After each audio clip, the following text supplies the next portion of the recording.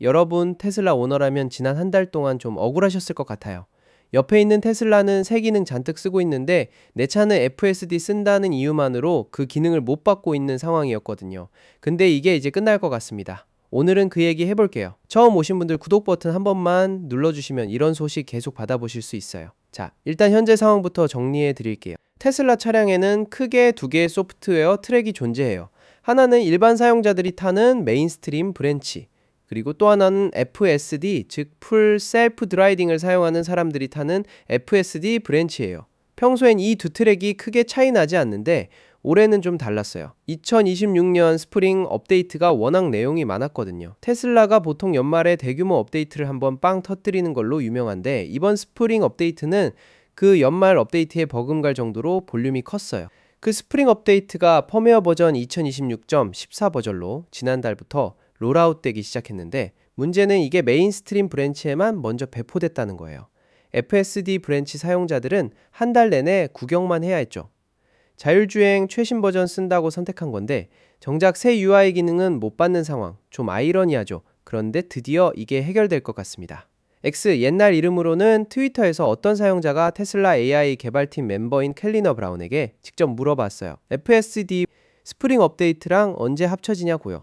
그랬더니 칼리너 브라운이 뭐라고 대답했냐면 글쎄 GIF 하나를 올렸어요. soon이라고 쓰인 GIF표. 말로 설명하는 대신 짤로 답변한 거예요. 테슬라 개발팀답다 싶기도 하고 그러면서도 공식 확인이 된 거니까 꽤 의미 있는 반응이에요. 이 머지가 이루어지면 어떻게 되냐면 지금 FSD V14.3.2 버전을 쓰고 있는 차량은 스프링 업데이트의 새 기능들을 받게 되고 반대로 스프링 업데이트만 받아서 쓰던 메인스트림 사용자들은 FSD 최신 빌드에 접근할 수 있게 돼요. 양쪽 다 이득인 거죠. 그리고 FSD 버전 자체는 14.3.2 버전에서 고정될 것으로 보여요. 그럼 스프링 2026 업데이트에 뭐가 들어있는지 하나씩 살펴볼게요. 아이러브9 채널에서 업데이트 뜯어보는 거 좋아하시는 분들 많으시잖아요. 제일 눈에 띄는 건 자율주행 전용 앱이에요. 기존에는 FSD 관련 설정이나 정보가 여기저기 흩어져 있었는데 이번에 아예 하나의 앱으로 통합됐어요. 구독 상태, 튜토리얼, 상세 사용 통계를 깔끔한 대시보드 하나에서 볼 수 있게 됐다고 해요. FSD 사용자라면 이게 은근히 편할 것 같아요. 그 다음은 헤이 그록이에요.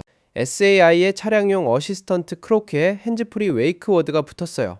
이제 헤이 그록 하고 부르면 바로 반응해요. 여기서 재밌는 건 위치 기반 리마인더 기능인데요. 예를 들어 마트 근처 가면 우유 사야 한다고 알려줘 같은 걸 음성으로 설정할 수 있는 거예요. 스마트폰에선 당연한 기능이지만 차 안에서 핸즈프리로 된다는 게 포인트예요. 그리고 팬 모드가 리브랜딩 됐어요. 기존 팬 모드가 그냥 차 안에 동물 있음, 에어컨 켜짐 정도였다면 이번엔 커스텀 이름이랑 아바타를 설정할 수 있게 됐어요. 반려동물 이름 넣고 아바타도 꾸밀 수 있다니 테슬라 오너 중에 펫 키우시는 분들 꽤 좋아하실 것 같아요. 뒷좌석 승객을 위한 인터랙티브 내비게이션 맵도 추가됐어요. 이제 뒤에 앉은 사람도 지도를 직접 조작하면서 볼 수 있는 거예요. 가족 여행이나 카풀할 때 유용하겠죠. 거기에 더해서 새 모델 3 그리고 리프레시된 모델 Y에서는 주차 중에 스튜디오 스타일의 고품질 시각화가 뜬다고 해요. 외부 카메라 화질이나 렌더링이 훨씬 좋아진 거예요. 이번엔 FSD V14.3.2 버전 자체 얘기를 해볼게요. 이번 빌드에서 가장 큰 변화는 테슬라가 핵심 AI 모델을 하나로 통합했다는 거예요. 기존에는 일반 소비자용 FSD, Actually Smart Summon, 그리고 상업용 로보택시 플랫폼이 각각 별도의 AI 모델로 돌아가고 있었는데 이걸 하나의 통합 모델로 묶은 거예요. 이렇게 하면 어떤 장점이 있냐면 성능 프로파일이 훨씬 균일해지고 테슬라 입장에서도 모델 유지 보수가 편해져요. 이 통합의 수혜를 가장 크게 받은 게 Actually Smart Summon, 줄여서 ASS라고 불리는 기능이에요.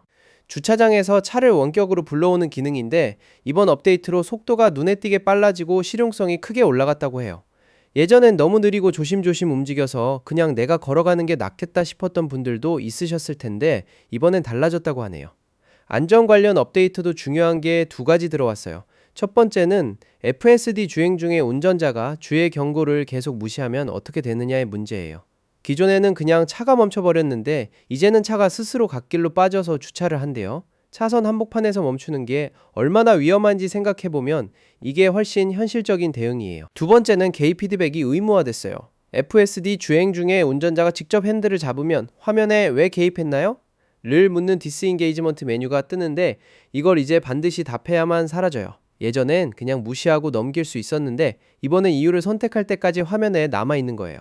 귀찮다고 느끼는 분도 있겠지만 이 데이터가 쌓여야 FSD가 더 좋아지니까 어떻게 보면 당연한 방향이에요. 이렇게 두 브랜치를 합치는 게 테슬라 입장에서도 중요한 이유가 있어요. FSD V15 준비를 위해 코드 저장소를 정리하는 과정이거든요. 지금 두 브랜치가 따로 놀면 코드가 분기되고 데이터 수집도 지저분해져요.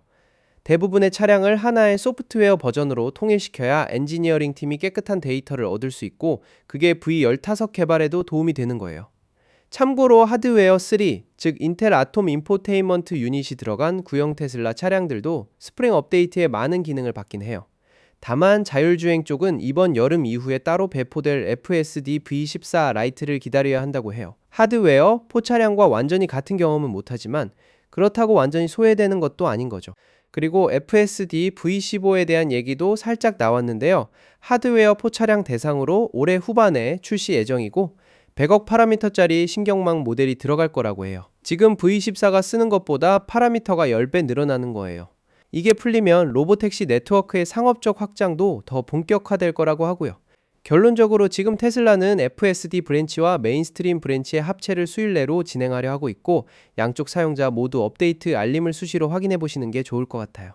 특히 FSD 쓰시는 분들 드디어 스프링 업데이트 기능 받을 날이 코앞으로 왔습니다. 오늘 영상 도움이 됐다면 좋아요랑 알림 설정 부탁드리고요. 다음 영상에서 또 만나요.